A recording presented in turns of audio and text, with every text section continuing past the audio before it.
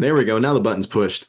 Good Monday morning, everyone. Welcome into today's daily Bible reading for Monday. Today is January the 8th, and we are going to be reading today in the fourth Psalm, Psalm number 4.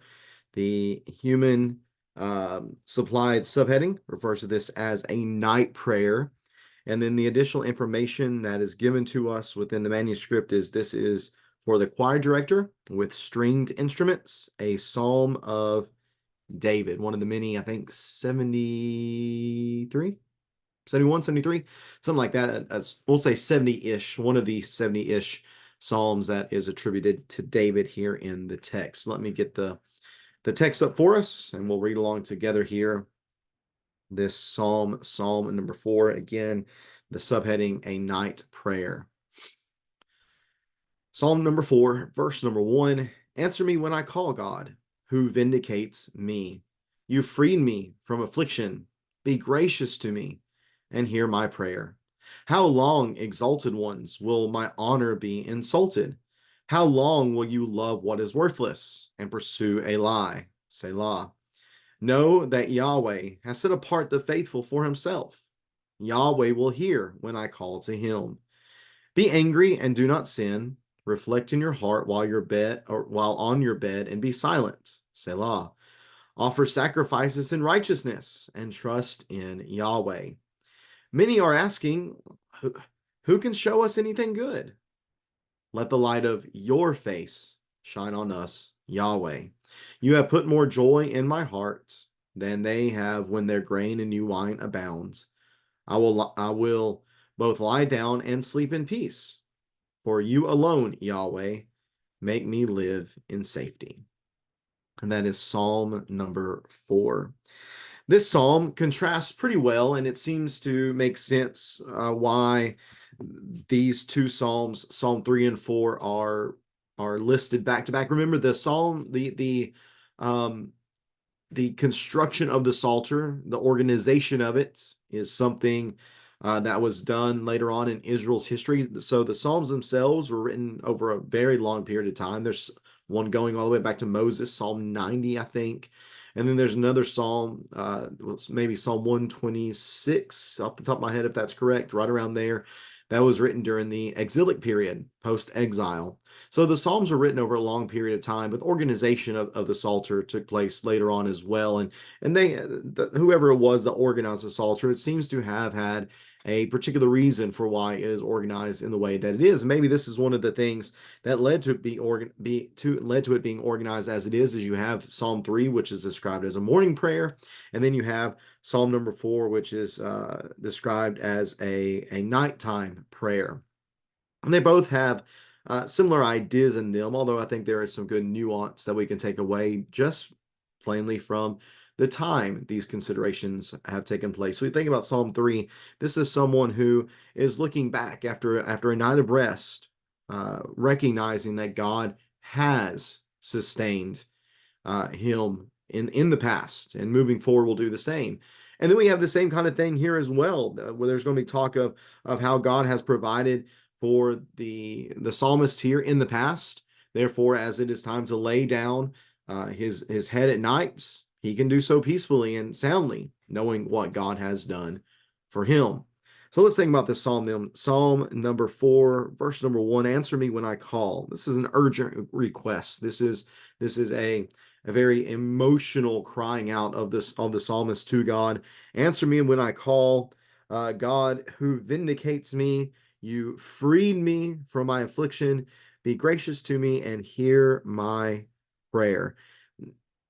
The psalmist here recognizes what God has done for him. And I forgot to mention this as well. Psalm number 4, a psalm of confidence. And we're trying to do our best to identify the type of psalm that each of these psalms are, because they'll help us in our understanding of it. I think this is a confidence psalm expressing the psalmist's confidence in God. And the confidence here stems from the fact, the reason the psalmist feels that he can call out to God and have an expectation of vindication is because God has already done that. You who vindicates me. That's something that's ongoing. You continue to vindicate me. In the past, you have freed me from affliction.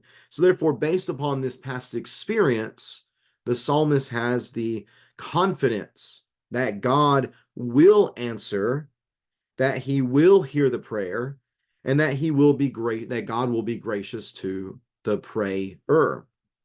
Now we contrast that then with those who are mentioned in verse number 2. How long exalted ones, or alternate translation could be sons of man, or some interpret this as being the enemies of the psalmist. So how long, the enemies of mine, will my honor be insulted, and how long will you love what is worthless and pursue a lie?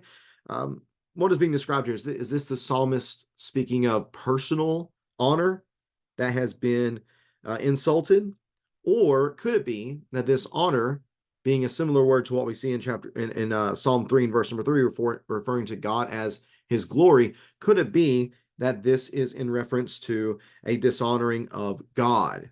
So how long, enemies of mine, the exalted ones, sons of man, will God be insulted? How long will you love what is worthless and pursue a lie? I think that makes sense. That makes sense to me, that this might be in reference to dishonor toward God, because instead of honoring God and loving God and pursuing God, they are instead loving what is worthless and pursuing a lie.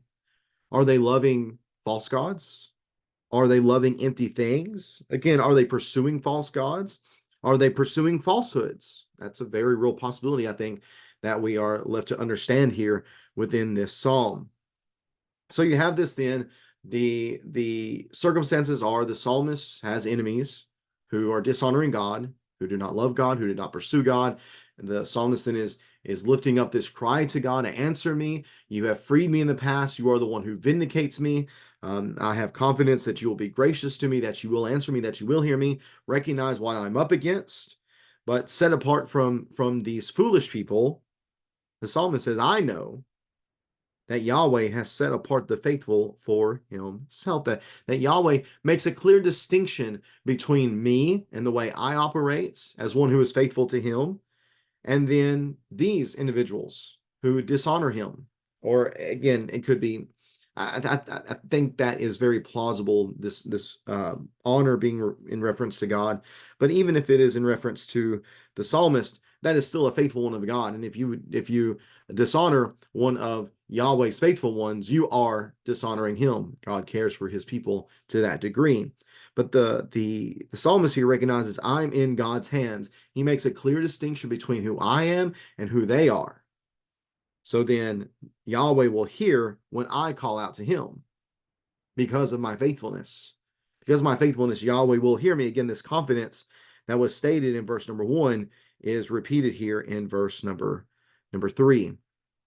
Now, based upon this situation, it can be very easy for someone's zeal for Yahweh to lead them to be so angry against this perceived dishonor or sin that is being committed against God. But here is the psalmist's instruction: be angry, or other translations might be triple. I believe the be angry translation is rooted in the Septuagint version, which is what Paul quotes from in Ephesians chapter 4 and verse 26. But be angry and do not sin. On your bed reflect in your heart and be still. Offer sacrifices in righteousness and trust in Yahweh. Is this anger a result of the bad behavior of others? Quite possibly. Again, it should bother us. We should be grieved whenever sinful people dishonor and disregard Yahweh. But even in that warranted grieving and that warranted frustration, the psalmist says, do not sin. Do not sin. On your bed, reflect in your heart and be still. Don't be rash in what you're doing. Use this as a time of reflection to get your mind right, to make sure that in your anger you are controlling the anger and not allowing the anger to control you. And instead of being as they are in their foolishness, you be a person who offers sacrifices in righteousness, and you trust in Yahweh. Because here's the thing, even if he's being disrespected now, there will come a day when that disrespect will end, because he will make everything right in the end. A person might go their entire lives from very young age being disrespectful to God, dishonoring God, not pursuing God, not loving God. And a person's entire life might be defined as being against God. But one day that person's going to recognize the folly of their ways, and they'll answer for that. So that's where we can take confidence in the fact that God will hold those who are against him accountable. We don't have to worry about that. We don't have to worry about wasting all of our time and effort and energy against those who are against God and in trying to figure out some way we might punish them. That's not our job. Our job is not to punish. Our job is to warn those who are in sin, but we allow God to take care of that in the ends.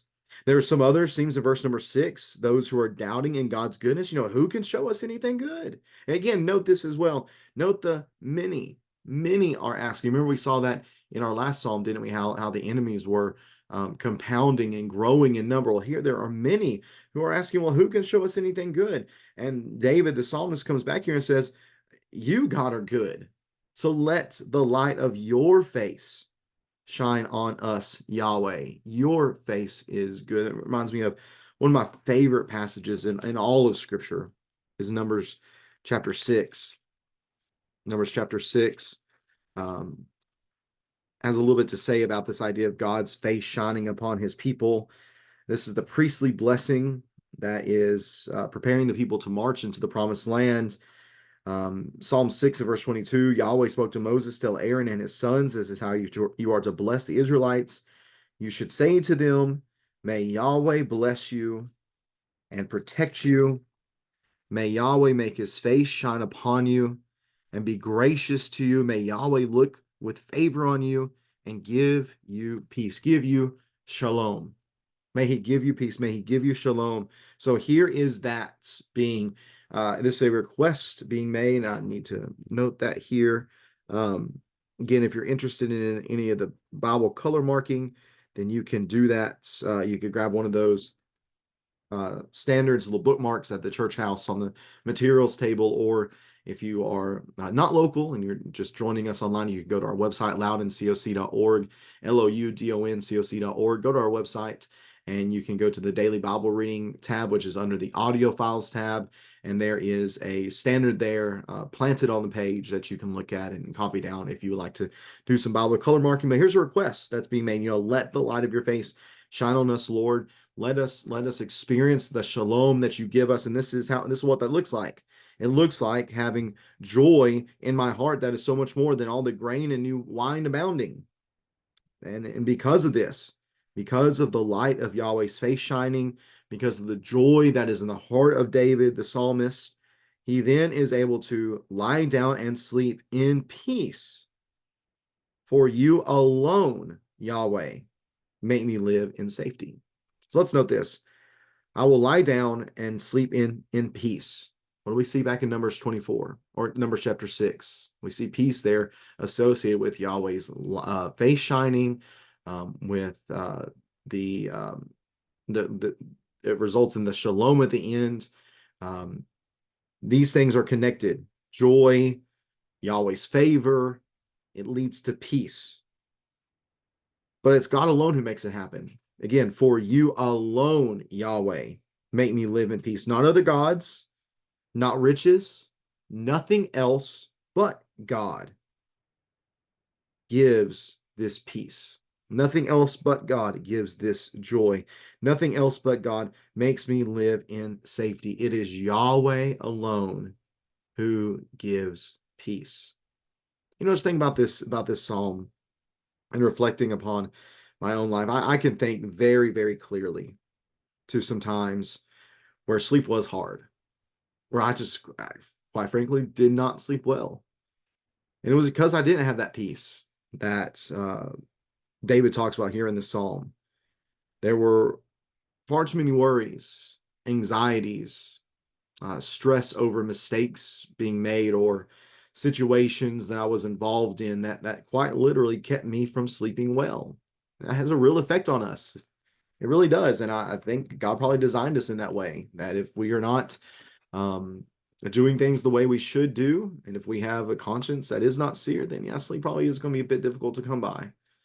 But for those whose consciences are well trained by the word and the spirit, those who know what they ought not to do and maybe aren't doing it for one reason or another, sleep probably evades us in a real way. If we find ourselves in that situation, if we find ourselves incapable of resting well at night, could it be because we don't have joy in our hearts? Could it be because we don't have peace? Could it be because we're not trusting in Yahweh? Could it be because our confidence in Yahweh is not what it ought to be? I think that's something really, really important for us to consider. Let's meditate upon that today. And in the future, if we find ourselves in that situation, let's think back to Psalm number 4 and think about the fact that God puts joy in our hearts. He allows us to lie down and sleep in peace. He allows us to live in safety, but that's only if our confidence is where it needs to be. And that confidence must only be in Him, Yahweh, alone. If you have any questions or comments about this text here in Psalm 4, please feel free to leave that in the comments section below. And I appreciate you so much taking some time reading along with me on this Monday. We'll be back at it again on Wednesday, January the 10th, reading together from Psalm number 5. I invite you to join back at that time for that reading. Today is Cade Wiley's birthday. Very happy birthday to Cade. Really love and appreciate Cade and excited for him and his upcoming nuptials with Christina here at the beginning of March. I invite you to please be praying for them and hope everything goes well for them in that process. But again, happy birthday to you, Cade Wiley. Thanks for tuning in today, everybody. Have a great rest of your Monday. Take care and God bless.